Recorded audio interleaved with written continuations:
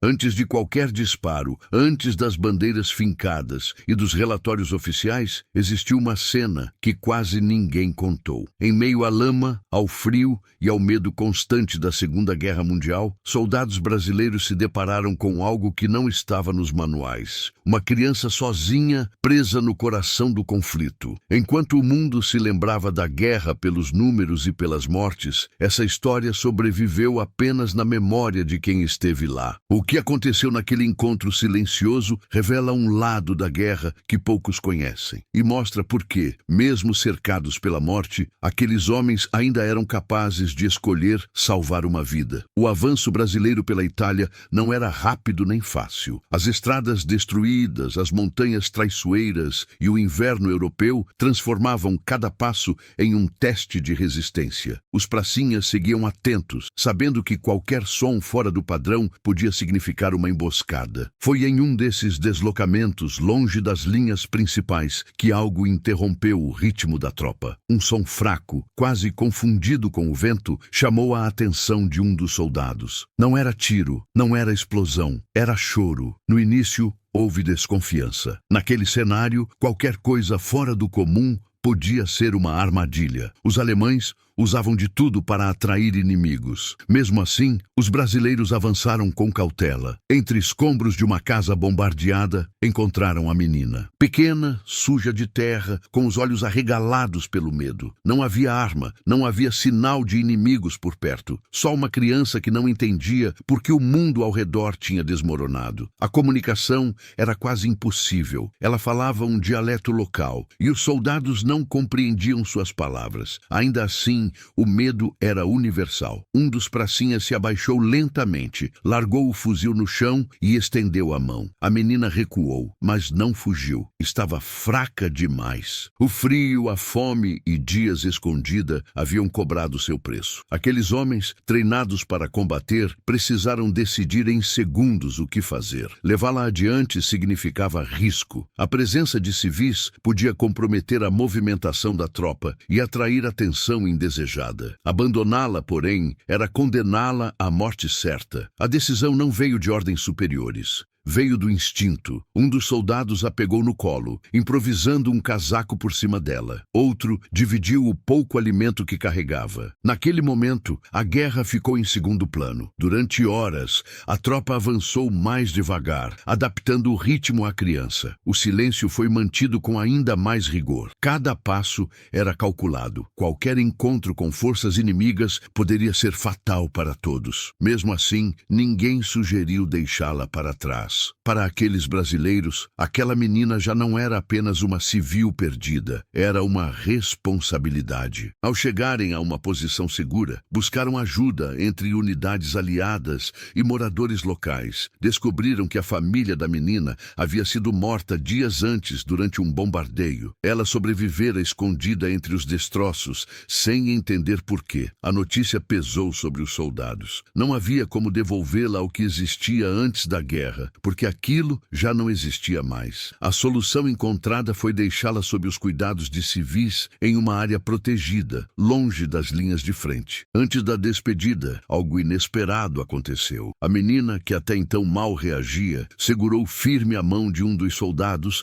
e não queria soltar. Não entendia a língua, mas entendia quem a tinha salvado. O pracinha se abaixou, tentou sorrir e prometeu algo que talvez nunca pudesse cumprir, que tudo ficaria bem. Eles seguiram caminho, voltando ao barulho das armas e ao peso da guerra. Mas aquela cena ficou marcada. Em meio a tantas ordens para avançar, destruir e resistir, houve um momento em que a maior vitória foi simplesmente impedir que a guerra levasse mais uma vida inocente. E mesmo sem medalhas, sem registros oficiais, aquela escolha silenciosa se tornou uma das histórias mais humanas deixadas pelos soldados brasileiros brasileiros na Segunda Guerra Mundial. O que poucos sabem é que aquela não foi uma situação isolada. Conforme os brasileiros avançavam pelo território italiano, histórias semelhantes começaram a se repetir, quase sempre longe dos registros oficiais. Vilarejos destruídos, famílias separadas, crianças escondidas em porões, celeiros ou ruínas. Os pracinhas passaram a ser vistos pelos civis não apenas como soldados aliados, mas como homens que agiam de forma diferente. Não gritavam ordens em uma língua incompreensível, não tratavam todos como suspeitos imediatos. Havia cautela, mas também humanidade. Dias depois daquele resgate, a imagem da menina ainda circulava entre os soldados. Alguns comentavam em voz baixa, outros fingiam não tocar no assunto, mas ninguém havia esquecido. A guerra seguia brutal, e talvez por isso aquele episódio ganhasse ainda mais peso. Em combates seguintes, sob fogo pesado,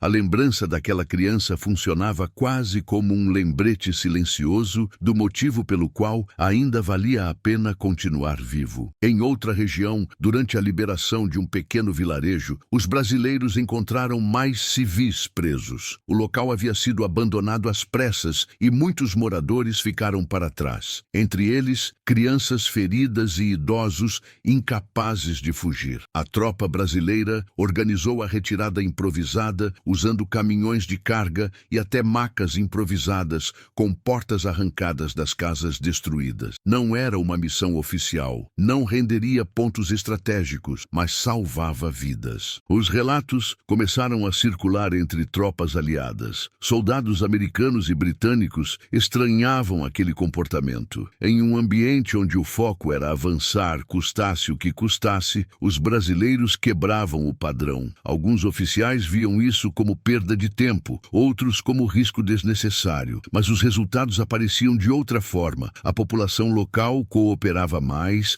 avisava sobre armadilhas, denunciava posições inimigas e oferecia abrigo quando possível. A fama se espalhou rápido. Em certas regiões, civis aguardavam a chegada dos brasileiros com menos medo do que tinham de outras tropas. Não porque fossem fracos ou desorganizados, mas porque sabiam que se houvesse escolha, eles protegeriam quem não tinha como se defender. Isso não significava ausência de combate. Pelo contrário, os pracinhas enfrentaram posições alemãs fortificadas, sofreram baixas pesadas e avançaram sob condições extremas. A diferença estava no que faziam quando o combate cessava. A menina salva naquele primeiro encontro acabou sendo levada para um abrigo administrado por civis e religiosos, longe das linhas de frente. Alguns soldados tentaram visitá-la novamente semanas depois, mas a guerra os empurrou para outras frentes. Não houve despedida formal, não houve fotografia, apenas a certeza de que, ao menos naquela história, a guerra não tinha vencido completamente. Anos mais tarde, veteranos brasileiros contariam esse e outros episódios em conversas discretas, muitas vezes apenas para familiares. Não apareciam em livros didáticos nem em filmes grandiosos. Talvez porque não combinassem com a imagem fria e estratégica da guerra. Talvez porque mostrassem algo que os relatórios não sabiam medir: empatia em meio ao caos. Enquanto o mundo lembrava a Segunda Guerra Mundial pelos grandes generais e pelas batalhas decisivas, pequenas histórias como essa permaneceram escondidas. Mas para quem esteve lá, salvar uma criança no meio do inferno não foi um detalhe. Foi uma prova de que, mesmo cercado pela violência absoluta, o ser humano ainda podia escolher não se tornar igual à guerra que enfrentava. Quando a guerra terminou e os soldados brasileiros começaram a voltar para casa, não trouxeram apenas medalhas, cicatrizes e lembranças de batalhas. Muitos carregavam histórias que nunca apareceriam em jornais, histórias que não tinham datas exatas, nomes completos ou documentos oficiais. A menina salva na Itália era uma delas. Com o tempo,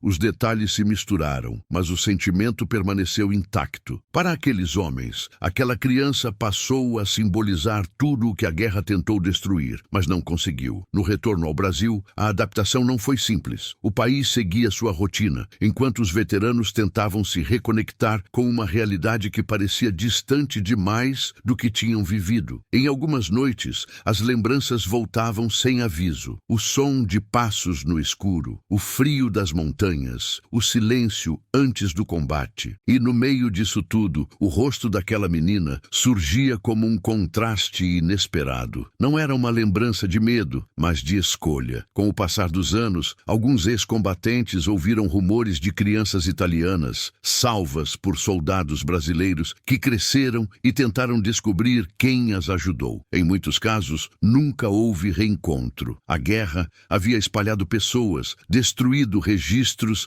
e apagado rastros. Ainda assim, a história sobreviveu porque não dependia de provas materiais. Ela vivia na memória de quem agiu. A relação entre os brasileiros e a população italiana deixou marcas profundas. Em várias cidades até hoje, há relatos orais de soldados do Brasil que dividiram comida, protegeram civis e trataram os moradores com respeito em um momento em que o mundo parecia ter perdido qualquer senso de humanidade. Essas histórias atravessaram gerações, contadas de avós para netos, mesmo quando o nome dos soldados se perdeu no tempo. Salvar aquela menina não mudou o curso da guerra, não encurtou batalhas, nem derrubou regimes, mas mudou completamente o destino de uma vida. Em um conflito onde milhões morreram sem escolha, alguém teve a chance de viver porque alguns soldados decidiram ouvir um choro em vez de ignorá-lo. Em termos humanos, poucas vitórias são maiores do que essa. A Segunda Guerra Mundial